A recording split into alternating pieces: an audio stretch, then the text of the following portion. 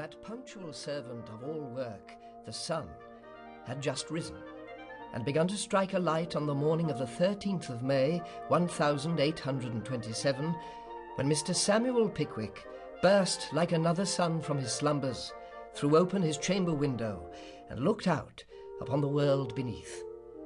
In another hour, Mr. Pickwick, with his portmanteau in his hand, his telescope in his greatcoat pocket, and his notebook in his waistcoat, ready for the reception of any discoveries worthy of being noted down, had arrived at the coach-stand in St. Martin's-le-Grand. "Cab," said Mr. Pickwick. "Golden Cross," said Mr. Pickwick. "How old is that horse, my friend?" inquired Mr. Pickwick, rubbing his nose with the shilling he had reserved for the fare. 42, replied the driver, eyeing him askant. "What?"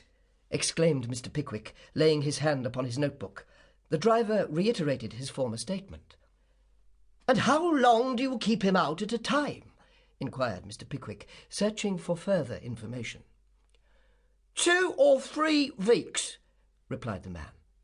He lives at Pentonville when he's at home, but we seldom takes him home on account of his weakness. He always falls down when he's took out of the cab, continued the driver. But when he's in it, we bears him up very tight and takes him in very short so's he can't very well fall down. And we've got a pair of precious large wheels on, so when he does move, they run after him, and he must go on. He can't help it. Mr. Pickwick entered every word of this statement in his notebook. The entry was scarcely completed when they reached the Golden Cross. Down jumped the driver, and out got Mr. Pickwick. Mr. Tupman, Mr. Snodgrass, and Mr. Winkle, who had been anxiously waiting the arrival of their illustrious leader, crowded to welcome him. "Here's your fare," said Mr. Pickwick, holding out the shilling to the driver. What was the learned man's astonishment when that unaccountable person flung the money on the pavement and requested in figurative terms to be allowed the pleasure of fighting him, Mr. Pickwick, for the amount. "What's the row, sir?" inquired one gentleman in black calico sleeves. "Row?" replied the cabman. "What did he want my number for? Would anybody believe," continued the cab driver, appealing to the crowd, "would anybody believe as an informer would go about in a man's cab, not only taking down his number, but every word he says into the bargain?" A light flashed upon Mr. Pickwick. It was the notebook. "Did he, though?" inquired another cabman. "Yes, he did," replied the first. "And then arter aggravating me to assault him, get 3 witnesses here to prove it. But I'll give it him if I've 6 months for it. Come on."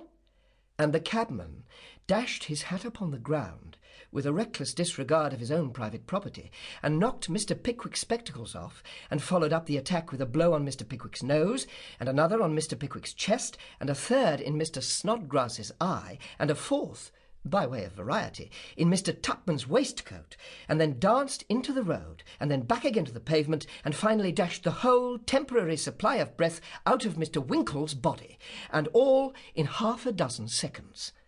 "What's the fun?" said a rather tall, thin young man in a green coat, emerging suddenly from the coachyard. "Informers!" shouted the crowd again. "We are not!" roared Mr. Pickwick, in a tone which, to any dispassionate listener, carried conviction with it. "Ain't you, though? Ain't you?" said the young man, appealing to Mr. Pickwick, and making his way through the crowd by the infallible process of elbowing the countenances of its component members. "Come along, then," said he of the green coat, lugging Mr. Pickwick after him by main force, and talking the whole way. "Here, number 924, take your fare and take yourself off. Respectable gentleman, know him well. None of your nonsense. This way, sir. Where's your friends? All a mistake, I see. Never mind. Accidents will happen. Best regulated families. Never say die. Down upon your luck." And with a lengthened string of similar broken sentences delivered with extraordinary volubility, the stranger led the way to the travellers' waiting-room, whither he was closely followed by Mr. Pickwick and his disciples. "Here, waiter!" shouted the stranger, ringing the bell with tremendous violence. "Glasses round, brandy and water, hot and strong and sweet, and plenty. Eye damage, sir. Waiter, raw beefsteak for the gentleman's eye. Nothing like